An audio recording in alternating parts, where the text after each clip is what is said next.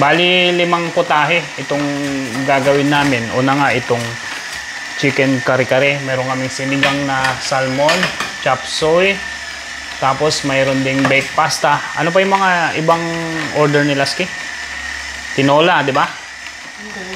Alam mo may chicken tinola. Bali 5 menu yung i-deliver namin sa Friday. At ang charge namin ay $450.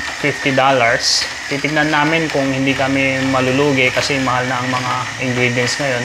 Pero kinalculate ko, dapat hindi kami susobra sa $25 yung ingredients sa isang putahe kasi i-deliver pa namin sa bahay.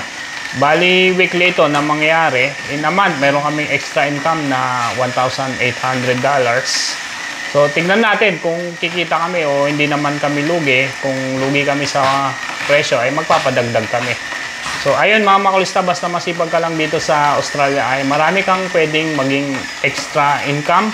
Kagaya na lang itong pagkikater namin na makakatulong kahit na 3 anak namin ay nakakaraos kami dito sa Australia. Basta masipag ka lang at saka madiskarte. Basta tulong-tulong lang kayong mag-asawa, magiging magaan ang buhay, lalong-lalo na dito sa Australia.